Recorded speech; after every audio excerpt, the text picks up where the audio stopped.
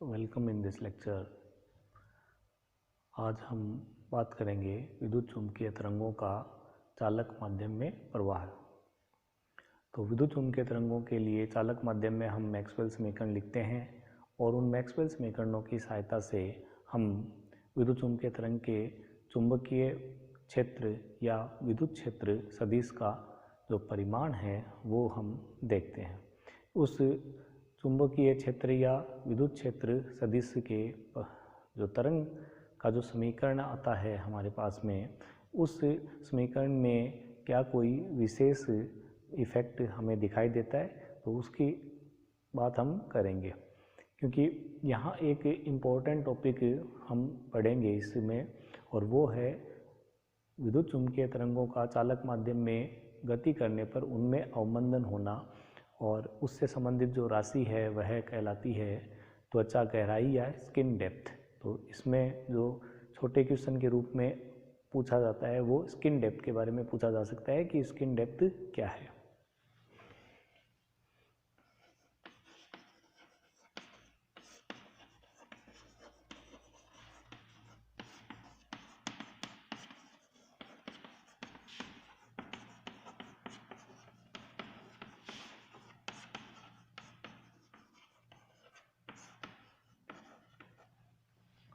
किसी विद्युत चुम्बकीय तरंग जो चालक माध्यम में संचित हो रही है उसके लिए मैक्सवेल जो समीकरण है वो हम लिखते हैं। प्रथम मैक्सवेल समीकरण है डेल डॉट ई इज 0। ठीक है, चालक में हम ये मान के चलते हैं कि जो कुल आवेश है वो क्या है, शून्य है। तो इसलिए यहाँ आवेश घनत्व 0 होने के कारण प्रथम जो समीकरण है वह ई का जो डाइवर्जेंस है वो क्या हो जाएगा, 0। इसी प्रकार डेल डॉट बी जो होता है वो हमेशा ही क्या रहता है, 0 रहता है। ये एक विशेष कंडीशन बनी इसमें। और डेल क्रॉस ई जो है that is equal to minus mu del H by del t, ये तीसरी मैक्सवेल समीकरण।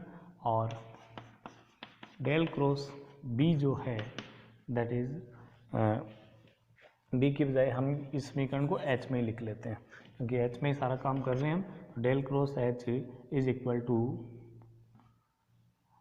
जे plus epsilon del E by del T.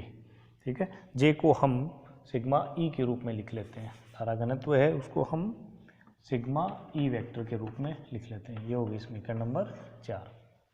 अब जो मैक्सवेल समीकरण है 3 उसका हम कर लेते हैं। तो समीकरण 3 के कर्ल लेने पर, तो समीकरण 3 का कर लिया तो वो हो जाएगा del cross E is equal to, इस साइड में कर लेंगे तो माइनस म्यू कांस्टेंट अलग और del cross del H by del t. ठीक है, यहाँ हम 3 सदिशों के सदिश गुणन का सर्वसमीका लिखेंगे, जिसके कारण ये हो जाएगा डेल डॉट ई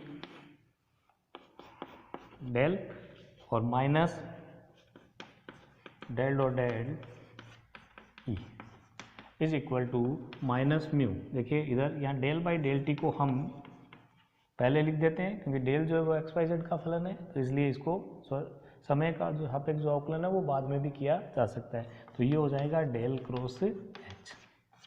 देखिए यहाँ प्रथम मैक्सवेल समीकरण से डेल डॉट ई का मान क्या हो जाएगा, 0। तो ये हो गया मान यहाँ 0, और राइट हैंड साइड में डेल क्रॉस एच का मान फोर्थ मैक्सवेल इक्वेशन से पुट करते हैं।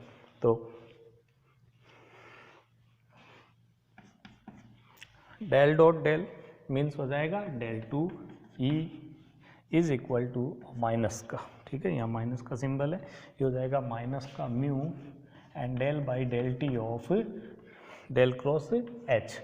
डेल क्रॉस एच का मान ये रखते हैं sigma E vector plus epsilon del E vector by del t. ठीक है, तो minus del two E vector is equal to minus mu sigma del E by del t और minus mu epsilon del two E by del t square. ठीक है, यहाँ से अगर इस समीकरण को माइनस माइनस माइनस कैंसिल कर दें तो ये इसका फॉर्मेट हमें ये मिल गया। ठीक है। हम चाहें तो इसको एक साथ अगर एक तरफ लिखना चाहें तो हम इसको इस रूप में लिख सकते हैं, del 2 E vector minus mu sigma del E vector by del t and minus mu epsilon del 2 E vector by del t and this is equal to 0। ठीक है। देखिए यहाँ हम जो विद्युत चुम्बकीय तरंग है उसके लिए जो ई वेक्टर है यानी कि उसका विद्युत क्षेत्र सदिश है उसको हम सामान्य रूप में लिखते हैं E0 e to the power iota k dot r minus omega t. ठीक है। तो इस सामान्य रूप से हम देखिए del 2 e del e by del t और del 2 e by del t square जो है वो हम कैलकुलेट करते हैं और वो मान हम यहाँ रखते हैं। del 2 e हमें फाइंड करना है, तो देखिए del 2 e जब हम फाइंड करेंगे इट्स मीन del 2 क्या होता है, del 2 by del x square plus del 2 by del y square plus del 2 by del z square. तो हम सबसे पहले इसके जो है e का मान है इसका x के सापेक्ष 2 बार अवकलन करेंगे। तो x के सापेक्ष 2 बार अवकलन करेंगे तो आप देखिएगा k डॉट जो r है वो लिखा जाता है kxx kyy और kzz। देखिए तो सबसे पहले हम x के सापेक्ष एक बार अवकलन करेंगे तो यहाँ पर यह जो टर्म है वह x वाली टर्म है, तो यहाँ से क्या आ जाएगा kx कांस्टेंट है और x का अवकलन x के सापेक्ष 1 हो जाएगा, बाकी ये पूरी टर्म लिखी जाएगी इट्स मीन। और यहाँ आइटा मल्टीपल में है तो यहाँ से पहली बार जब अवकलन करेंगे तो आइटा kx यहाँ हमें मिलेगा, दोबारा अवकलन करेंगे तो हमें दोबारा आइटा kx मिलेगा, तो ये हो जाएगा आइटा स्क्वायर और ये हो जाएगा kx स्क्वायर। इसी प्रकार अगली जो टर्म होगी उससे हमें क्या मिल जाएगा ky स्क्वायर और अगली टर्म जो तीसरा z के सापेक्ष करेंगे तो उससे kz स्क्वायर और बाकी का ही जो वेक्टर है वो रिपीट हो जाएगा। और नाउ हम ये कह सकते हैं कि iota square is minus and kx square ky square kz square is k vector का स्क्वायर। ठीक है, देन ये हो जाएगा k स्क्वायर ई। तो del 2 ई वेक्टर की जो वैल्यू है वो माइनस k स्क्वायर ई हम ज्ञात करते हैं। इसी प्रकार देखिए यदि हमें del E by del t calculate करना है तो देखिए अगर हम del E by del t calculate करेंगे तो E0 कांस्टेंट है और यहाँ आइटा ओमेगा और माइनस का, तो माइनस का आइटा ओमेगा हमें मिल जाएगा, बाकी एज इट इज टर्म आ जाएगी तो वो E वेक्टर में लिखी जाएगी। एंड अगर आप del 2 E by del t square करोगे तो एक माइनस आइटा दोबारा आ जाएगा और वापस ई वेक्टर में लिखी जाएगी, तो ये minus minus plus and iota square again is minus minus omega square क्या आ जाएगा ई वेक्टर। तो ये जो वैल्यूज़ हमें मिली है ये सारे मान हम क्या करते हैं यहाँ पुट करते हैं किसमें, इस समीकरण में। इसको समीकरण को हम नाम दे देते हैं 5। ठीक है, तो ये del 2 ई या del E by del t या del 2 ई बाई जो del t स्क्वायर जो टर्म है ये मान हम समीकरण 5 में पुट करते हैं।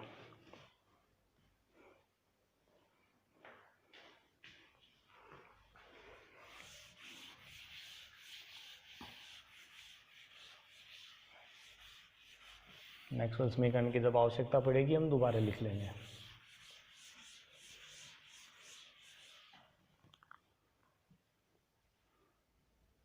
ये समीकरण 5 से del 2 E is minus k square E vector and minus mu sigma del E by del t की जो वैल्यू है that is minus eta omega E vector, तो minus eta omega E vector and minus mu epsilon and del 2 E by del t square की जो value है वो है minus omega square E vector and this whole quantity is 0। ठीक है, and यहाँ से देखिए ये माइनस और ये माइनस हो गया प्लस और ये माइनस माइनस वैल्यू हो गई प्लस, और के स्क्वायर जो अकेला माइनस का है तो वो उस तरफ लिखा जा सकता है। ई वेक्टर जो है वो कॉमन है तो हम इसको हटा देते हैं, तो यहाँ पर जो के स्क्वायर का जो मान है वो देखिए क्या आ जाएगा, k square is equal to mu epsilon omega square. ठीक है, और plus iota mu sigma omega. ठीक है, तो के जो है वो आप देखिए एक क्या आया है आइटा की टर्म का मतलब ये हो गया ये एक काल्पनिक राशि आया है, तो के को है हम क्या लिख सकते हैं, एक सम्मिश्र राशि अल्फा प्लस आइटा बीटा लिख सकते हैं। देन के स्क्वायर का इंट्रोड्यूस होगा, के स्क्वायर हम इसका स्क्वायर कर देंगे तो इसका स्क्वायर आ जाएगा alpha square minus beta square और प्लस 2 अल्फा बीटा। ठीक है, यहाँ से देखिए अगर हम इस के स्क्वायर और इस के स्क्वायर को अगर कंपेयर करें तो यहाँ हम इसका वास्तविक मान alpha square minus beta square को हम यहाँ लिख सकते हैं म्यू एप्सिलॉन ओमेगा स्क्वायर, और इसका जो काल्पनिक मान है ये 2 आइटा अल्फा बीटा होगा। तो यहाँ से आइटा आइटा को हटा दीजिए और 2 अल्फा बीटा जो है उसको कंपेयर किया तो ये मान आ जाएगा म्यू सिग्मा ओमेगा। ठीक है, तो ये बीटा का मान यहाँ से अगर हम mu sigma omega upon 2 alpha, ठीक है, यहाँ पुट करें बीटा का मान इस इक्वेशन में, तो ये पूरी इक्वेशन अल्फा की टर्म में हो जाएगी और जिससे हम अल्फा का मान ज्ञात कर सकते हैं। बीटा का यह मान इस इक्वेशन में लिखने पर यह इक्वेशन बन जाएगी alpha square minus mu square sigma square omega square upon 4 alpha square and this is equal to mu epsilon omega square. ठीक है, इस समीकरण में आप 4 अल्फा स्क्वायर को मल्टीप्लाई कर दीजिए तो ये हो जाएगा 4 अल्फा 4 एंड माइनस अगली टर्म इसको इस तरफ ले आइए म्यू एप्सिलॉन ओमेगा स्क्वायर, ठीक है, और 4 अल्फा स्क्वायर और ये माइनस का 4 mu square sigma square omega square इधर रह गया and this all quantity is equal to 0। ये देखिए यह अल्फा स्क्वायर में, ये अल्फा स्क्वायर में एक क्या है, द्विघात समीकरण है। अल्फा में नहीं है, अल्फा स्क्वायर में है, तो इसका जो हल होगा इट्स मीन इसका अल्फा घात 4 का जो हल होगा वो क्या होगा, अल्फा स्क्वायर होगा। तो अल्फा स्क्वायर है वो क्या होगा, हम लिखें मान 1/2a, इट्स मीन 1/8, ठीक है, माइनस बी, माइनस मीन्स ये हो जाएगा 4 म्यू एप्सिलॉन ओमेगा स्क्वायर, ठीक है, प्लस एंड माइनस, तो हम एक बार प्लस की वैल्यू इसमें रख लेते हैं and under the root B square, तो बी का स्क्वायर करेंगे तो ये हो जाएगा बी वैल्यू जो ये है ना इसका स्क्वायर करेंगे तो ये हो जाएगा 16 mu square epsilon square omega की घात 4 माइनस 4ac, तो 4 ये हो गया 16 और c की जो वैल्यू है तो ये हो गया plus mu square sigma square omega square, ये क्या आ गया, एप्सिलॉन स्क्वायर का मान आ गया।